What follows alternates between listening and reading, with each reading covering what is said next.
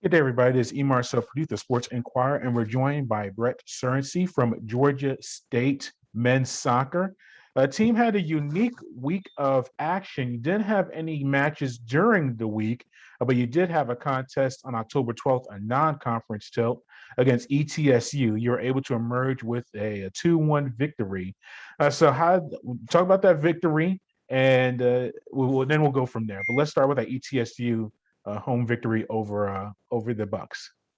Yeah, no, we were probably not our sharpest, on the day, but I think we anticipated that. We were just a bit, I think, physically and mentally tired after we had been in Ohio for 5 days, played 2 games in 3 days, and then to turn around and play another one was always going to be a challenge, but we were able to get through it, which was the most important thing, and then get some, well-deserved rest the following days after ETSU. So now we're kind of back in the mindset of getting ready for MAC play and what will be a big week for us.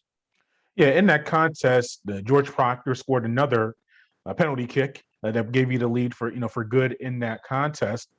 But also Max Wilkins, he scored his 4th goal of the season. You received a lot of goals from people. Solar scored 4. Ethan has scored 4 so far this year. What about Max Wilkins and just having a balanced offensive attack with your goal scoring? Yeah, I think it's a good little healthy competition internally as well too. Is that I think someone wants to take the lead on that, and not necessarily be a joint top scorer, but be the top scorer all alone. I think for us, it gives us good flexibility and versatility in terms of how we play. Those guys bring different things to the table. And I tend to like goals by committee anyways, as opposed to relying on one person to, score the majority of the goals. So, I think, Wilco scored a really, really nice goal, a great ball put in by Tristan, to give us an early lead. So, yeah, really pleased and proud for him, and hopefully there's some more to come.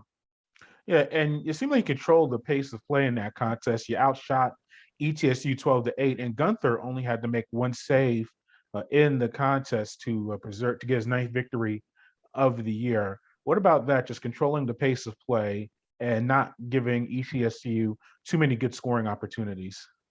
Yeah, no, I thought that was probably the case for the majority of the game. Again, maybe not as sharp as we would have liked to have been. And we probably, as they were pushing for the equalizer late, gave up some chances with them phone numbers forward. But yeah, no, I think it's a big credit to the team because, again, the overall fatigue as to where we are in the season and rolling off that tough travel week, for them to come and, get a good result against a difficult ETSU team to play against. It shows a lot about their character and their drive. So mostly just pleased with being able to get through it, and not really concerned, I guess, at this point as to how it went, but just that we were able to get the job done. Yeah, you mentioned that Ohio trip where you played Bowling Green and Akron, had a short turnaround against ETSU. The benefit, though, is that you did get a free weekend of no competition at all. How did the team handle those days off as you prepare to make another set of MAC conference contests that we're going to preview in a moment?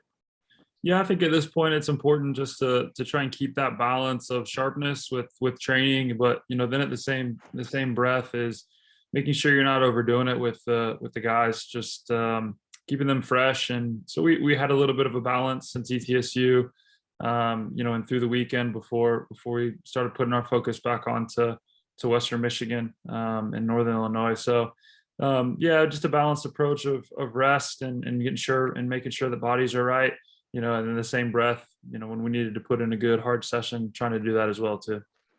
And I know the coaches don't like to look ahead to the future, but looking at the team, you're 9-3 so far. You're getting some votes now in the national polls. Do you look at that type of stuff and say, okay, we're in the MAC conference, we're in a very competitive conference, we're getting some of these wins, at large possibilities? Do you even think about that type of stuff, or is it just more about just preparing for the next match? Yeah, I think they probably both work hand in hand, to be honest. You mentioned it, we have a really competitive league, and it's been fun for us to step into, the MAC this year and see how strong it is.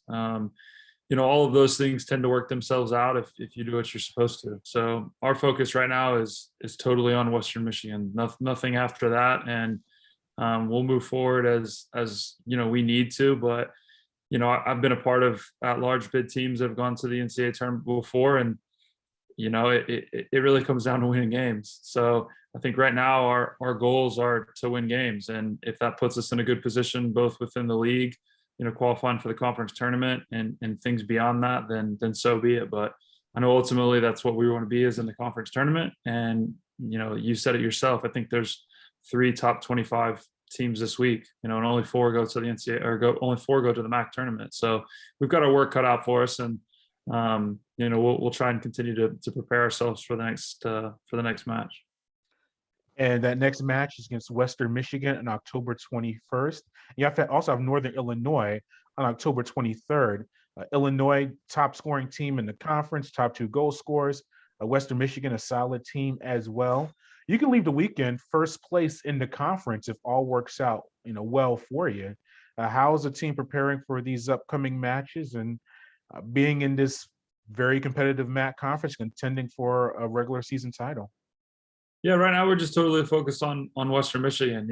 We're fortunate in some respect that we were able to go through a 2-game and 3-day period once already. So, we feel like having done that, to put your full attention on game 1 is what we need to do, and that's how we're trying to approach it. And then once Thursday's over, we'll start looking a bit more towards Northern Illinois. I think from a coaching staff perspective, we're always planning, but certainly for our players, we want all the attention to be towards a really good Western Michigan team, and hopefully we'll be fully prepared to take the field on Thursday.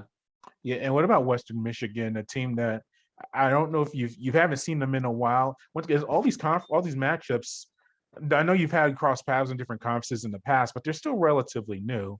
How has the scouting been preparing for a team like Western Michigan and Northern Illinois as well, that these are new opponents for you? Yeah, exactly. And a lot of times, watching games on film doesn't necessarily justify. So we've watched a ton of games. We're trying to prepare as best we can, but at the end of the day, when you see it in person, it sometimes aligns with it, or sometimes you notice some different nuances that maybe you didn't on film. So it's just trying to cover every aspect of the team as best you can. And as the years go along, we'll have a better idea of what different teams bring to the table, and hopefully it's something that we'll be prepared for. Well, Brett, thank you for your time. I greatly appreciate it, and good luck against Western Michigan. Thank you so much.